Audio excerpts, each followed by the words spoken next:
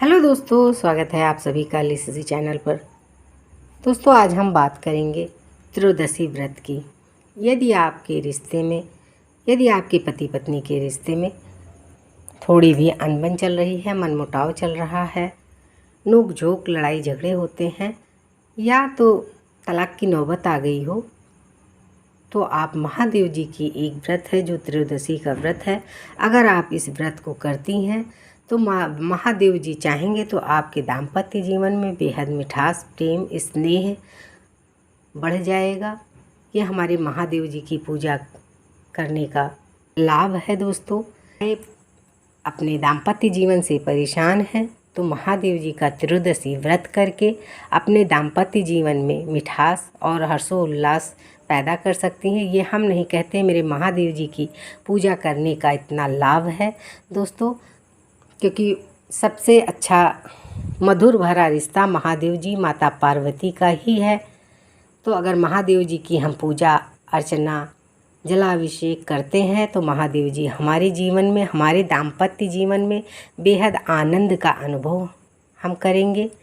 तो दोस्तों, आज त्रयोदशी के व्रत के बारे में आपको हम बताना चाहते हैं। सावन का महीना आ रहा है। सावन के महीने से आप त्रयोदशी व्रत उठा सकते हैं। त्रयोदशी व्रत उठाने का आप पहले नियम सुन लें, क्योंकि कोई भी व्रत अगर आप करती हैं, अगर नियम का पालन नहीं करती हैं तो उस व्रत का कोई फल नहीं मिलेगा, क्योंकि ये हम लोगों के शास्त्रों में नियम का भी बंदिश है। तो अब आप कैसे उठाएं? सावन के महीने से त्रयोदशी व्रत आप उठा लें। उठाने के बाद आप त्रयोदशी उदय तिथिया की उठानी है। इस त्रयोदशी व्रत उठाना है। अब इसके नियम सुन लें, आप कैसे उठाना है, किस प्रकार पूजा अर्चना करनी है, आप इस बात को जान लें और समझ लें। उठाना है तो त्रयोदशी व्रत कभी कभी 2 बजे दिन में लगती है। तो अगर 2 बजे दिन में लगती है तो वो वाला त्रयोदशी आपको नहीं उठाना है, क्योंकि उस त्रयोदशी में शाम को प्रदोष मिलता है। तो आपको मैं इस बात को बता रही हूँ कि आप उदय तिथिया की त्रयोदशी व्रत करेंगी। उदय तिथिया की त्रयोदशी व्रत में चतुर्दशी भी मिलता है। चतुर्दशी में महादेव जी माता पार्वती का विवाह हुआ था। हमें 2 तिथियाँ मिल जाएंगी, इसलिए हम उदय तिथिया की त्रयोदशी व्रत करने का विधान बता रहे हैं। दोस्त, अब सुन लें आप। जैसे कि सुबह 5 बजे से उदय तिथिया की त्रयोदशी लग गई तो आपको प्रदोष काल भी मिल जाएगा। अब आप अपनी बातों को केवल प्रदोष काल में महादेव जी के, माता पार्वती के सामने अपनी दर्द भरी बातों को बताना है। इसके पहले कुछ भी नहीं करना है। जब आपको प्रदोष काल मिलेगा, कभी कभी ऐसा होता है कि उदय तिथिया की त्रयोदशी 2 ही घंटे की लगती है, 8 बजे तक के लग गई, दूसरे दिन 8 बजे तक के लग गई, तो व्रत तो आप रख लेंगी, लेकिन बातें महादेव जी से नहीं अपनी बताएंगी। अपनी दर्द भरी समस्याओं को महादेव जी से नहीं बतानी है। जब आपको सुबह से त्रयोदशी व्रत मिलेगा, उस समय आपको प्रदोष काल, शाम के टाइम प्रदोष काल मिलेगा। तो प्रदोष काल में मंदिर में जा कर के आपको पूजा करनी है। पूजा किस प्रकार करनी है, बातें कैसे महादेव जी से बतानी है, अब आप मेरी पूजा को देखें। इस पूजा को मैं घर में करके आपको बता रही हूँ। आप प्रदोष काल में शाम के टाइम, जब आपको प्रदोष काल मिलेगा मंदिर में, तभी आपको भगवान महादेव जी से, माता पार्वती से सब बातें अपनी बतानी है। लेकिन ऐसे पूजा आप नॉर्मल करेंगी।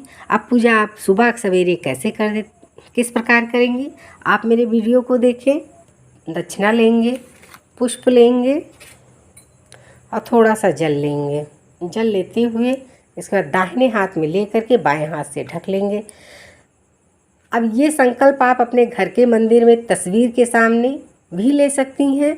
अगर आपके घर में शिवलिंग है तो शिवलिंग के सामने भी ले सकती हैं, लेकिन ये संकल्प आप अपने घर ही में लेंगी। तो अब महादेव जी से सामने किस प्रकार आप संकल्प ले, बोले, हे महादेव जी, आज मैं अपना नाम बोलते हुए कि त्रयोदशी व्रत करने का संकल्प लेती हूँ। महादेव जी, अब तिथि आप जान लें कि अगर सावन की त्रयोदशी से उठा रही हैं तो सावन मास त्रयोदशी तिथि से मैं अपना नाम लेते हुए, नाम ले, अपना गोत्र बोले, जिले का नाम, देश का नाम बोलते हुए और भगवान गणेश जी के आगे इस तरीके से डाल दें।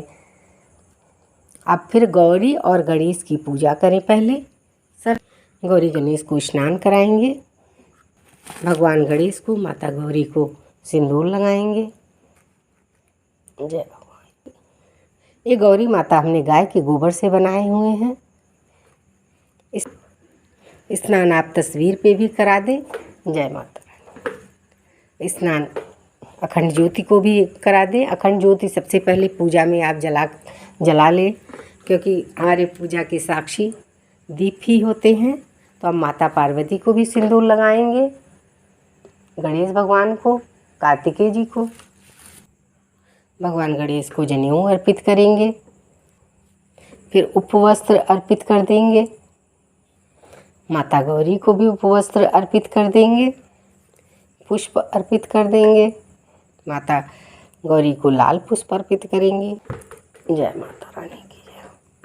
भगवान शिव को भी समी पत्र अर्पित कर देंगे, फल अर्पित करेंगे। माता गौरी को भी फल अर्पित करेंगे, आम अर्पित कर देंगे। सीजन का कोई भी फल आप अर्पित कर दें। भगवान गणेश को शमी पुष्प अर्पित कर देंगे। गौरी गणेश को इत्र अर्पित करेंगे। जय भगवान भक्तिमय। जय सब देवी देवताओं का जय। मीठा अर्पित कर देंगे। गौरी गणेश को तांबूलम समर्पयामि, पान अर्पित कर देंगे, धूप दिखा देंगे। ये पूजा आप अपने घर के मंदिर में करेंगी, संकल्प लेकर के। नॉर्मल पूजा अगर आपके घर में है तो आप इस तरीके से पूजा कर लें। इसके बाद ये पूजा जो मैं करके दिखा रही हूँ, ये आप त्रयोदशी, उदय तिथिया की त्रयोदशी, जब प्रदोष काल आपको मिलेगा तब आपको ये पूजा करनी है मंदिर में जा कर के। बाकी नॉर्मल पूजा आप प्रतिदिन करें, सुबह और शाम दोनों टाइम करें। लेकिन जो मैं ये पूजा करके दिखा रही हूँ, इस पूजा को जब प्रदोष काल लग जाएगा, प्रदोष लगेगा जिस दिन त्रयोदशी व्यापिनी प्रदोष आपको मिलेगा, तो आप उस दिन मंदिर जाएंगी शिवालय में जा कर के महादेव जी, गौरी गणेश को इस तरीके से, जिस तरीके मैंने पूजा अभी गौरी गणेश का किया है, महादेव माता पार्वती का किया है, आप जलाभिषेक करेंगे। किस तरीके से करते हैं इसको आप लास्ट तक के देखें। अब जब आप किसी भी मंदिर में जाती हैं तो जहाँ पर महादेव जी विराजमान रहते हैं, वहाँ पर माता पार्वती भी रहती हैं। तो शाम के टाइम जब आपको प्रदोष काल जिस दिन त्रयोदशी मिल जाएगा, उस दिन आप मंदिर में जा कर के इस तरीके से माता पार्वती और भगवान शिव को, ये आपको दिखाने के लिए मूर्ति का मुख इस तरफ रखा है, नहीं तो मूर्ति का मुंह इस तरीके से रहता है भगवान शिव जी के सामने। लेकिन मंदिरों में तो भगवान भोलेनाथ के सामने रहेंगे। करें आप प्रदोष काल के समय मंदिर में पहले से ही चली जाएं। प्रदोष काल के समय भगवान महादेव जी से, माता पार्वती से उपस्थित वहाँ पे जितने देवी देवता हैं सबसे हाथ जोड़ करके प्रार्थना करें, हे प्रभु, हम आज त्रयोदशी व्रत रह रहे हैं। प्रदोष काल में सारी व्यवस्था के साथ आप मंदिर में ही पूजा करेंगे, घर में नहीं पूजा करेंगे। अब इस तरीके से महादेव जी को एक बंधन में माता पार्वती को बांधना है मंदिर में। इस तरीके से ऐसे बांध लेना है। एक बंधन में आप बांध करके फिर महादेव जी का जलाभिषेक करेंगी मंदिर में। ये काम घर में नहीं करेंगी। केवल आपको हम वीडियो के लिए दिखा रहे हैं कि जिससे आपकी पूजा में कहीं किसी भी प्रकार की त्रुटियां ना रह जाएं। और माता पार्वती का मुख भगवान महादेव जी के सामने रहता है, लेकिन कैमरे की वजह से हमने इनका मुख आप कैमरे की तरफ कर दिया है। इस तरीके से प्रदोष काल के समय ही आप मंदिर में जा कर के भगवान भोलेनाथ को, माता पार्वती को एक बंधन में बांध दें। एक बंधन में बांधने के बाद अब महादेव जी का जलाभिषेक करें। पंचामृत बना लें, गाय के दूध, दही, चीनी, शहद, गंगा जल। इस तरीके से पंचामृत भी बना करके साथ ले जाएं और गंगा जल भी ले जाएं। अब महादेव जी को हम पहले शुद्ध जल से स्नान कराएंगे। पहले शुद्ध जल से, गंगा जल से स्नान कराएंगे। इस जल में गंगा जल मिला लिया है, इस तरीके से स्नान करा देंगे। पंचामृत से स्नान कराएंगे। श्री शिवाय नमस्तुभ्यम श्री शिवाय। माता पार्वती को भी स्नान कराएंगे पंचामृत से। इनके पूरे परिवार को स्नान करा देंगे महादेव जी के। फिर इसके बाद शुद्ध जल से स्नान कराएंगे। श्री शिवाय नमस्तुभ्यम, नमः शिवाय नमः। स्नान कराने के बाद महादेव जी के ऊपर क्या क्या चीज़ें चढ़ेंगी इस बात की आप जानकारी कर लें। देखें, सबसे पहले आप चावल चढ़ाएं। चावल वही आप चढ़ाएं जो खंडित ना हो, टूटे फूटे ना हो। महादेव जी को चावल अर्पित कर दें। महादेव जी के ऊपर तिल अर्पित कर दें।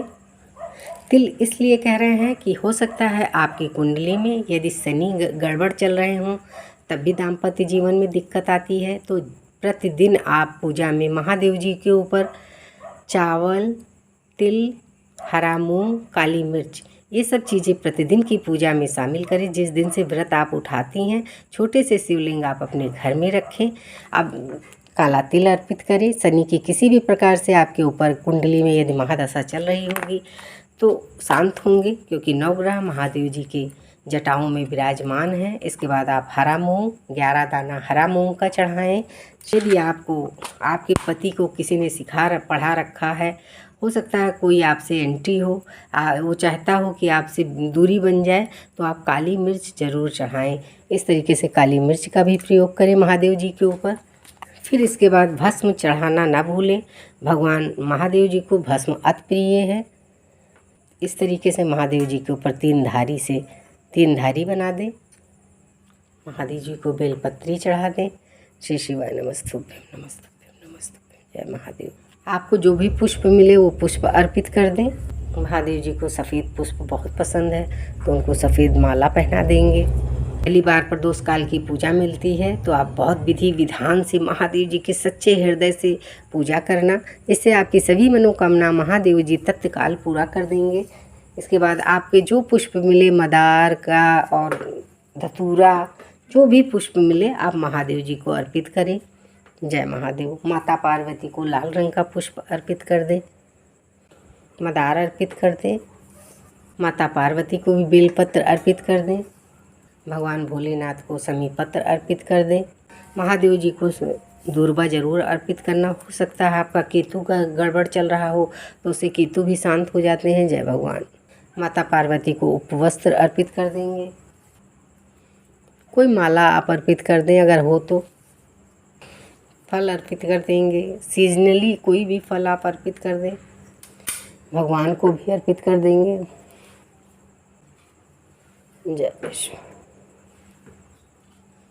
जय भारत। पान, लौंग, इलायची ज़रूर अर्पित करना। इस तरीके से पान, लौंग, इलायची अर्पित कर देना। माता पार्वती को सुहाग का सामान अर्पित कर देना। जय माता पार्वती की जय। अब उसी मंदिर में शाम के टाइम प्रदोष व्रत की कथा की किताब खरीद लेना। इस कथा को उसी मंदिर में ही बैठ करके, शिवालय में ही बैठ करके सुनना है। पुस्तक की भी पूजा कर देंगे।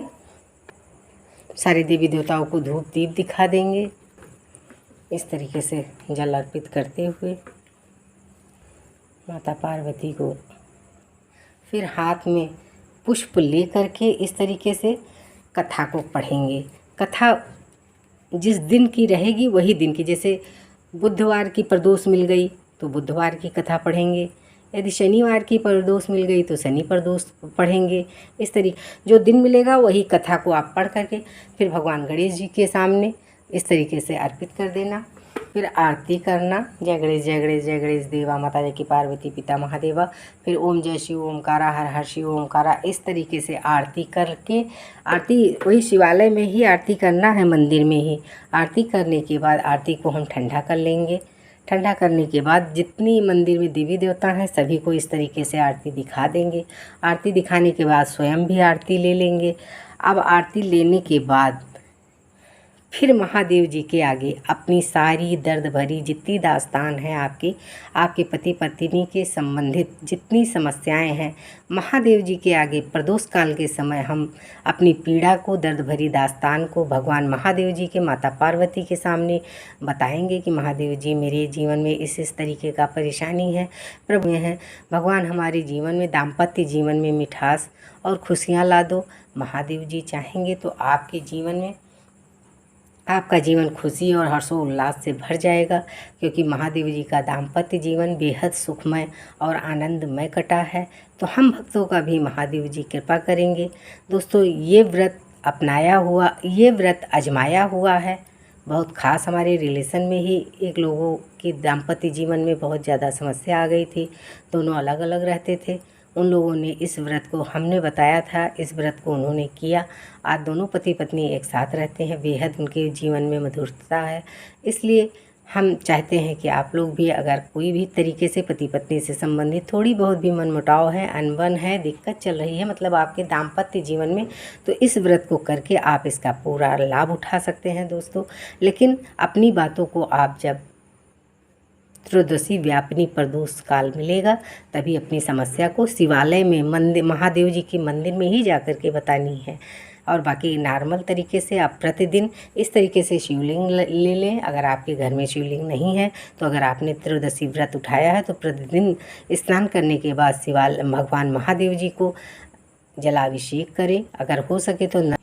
अगर हो सके तो आप अपने घर में एक अंगूठे के जितने बड़े ये शिवलिंग है, इस तरीके से आप अपने घर में शिवलिंग ला करके प्रतिदिन भगवान महादेव जी का जलाभिषेक करें। महादेव जी चाहेंगे तो आपके दाम्पत्य जीवन में खुशियों से भर जाएगा। दोस्तों, ये पूजा अपनाया हुआ था, इसलिए हमने आपको ये पूजा करके दिखा दिया है।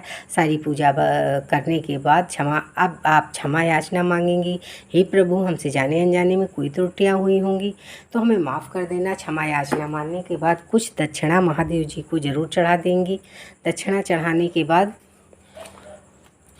अपनी पूजा के दौरान कोई त्रुटियां हुई हो तो वो त्रुटियां माफ़ हो जाती हैं दक्षिणा चढ़ाने के बाद। इसके बाद फिर आप जिस स्थान पर आपने कथा पढ़ा है उस स्थान पे थोड़ा सा जल डाल करके, इस तरीके से जल डाल करके और मस्तक पर लगाएंगी। अगर ये चीज़ आपने आसन देवता का चरण नहीं छुआ है तो आपकी पूजा का फल इंद्र देवता ले लेंगे। तो इस तरीके से मस्तक पर लगाते हुए दोनों आँखों में लगाएं और मस्तक पर आसन देवता का पैर छुएं। फिर कान पकड़ करके भगवान भोले बाबा से क्षमा याचना मांगते हुए आप अपने घर को चली आएँ। महादेव जी चाहेंगे तो आपका दाम्पत्य जीवन खुशियों से भर जाएगा। ये पूरे आशा और विश्वास के साथ कहते हैं। आप इस पूजा को करें। अगर कहीं भी किसी प्रकार की आपको समझने में थोड़ी भी दिक्कत पड़ रही होगी तो आप कमेंट करके हमसे पूछ सकती हैं। और महादेव जी चाहेंगे तो आपका जीवन हर्षोल्लास और खुशियों से भर जाएगा। हर हर महादेव। अगर दोस्तों मेरा ये पूजा करने की विधि आपको पसंद आई हो तो मेरे चैनल को सब्सक्राइब करें, वीडियो को लाइक करें। धन्यवाद।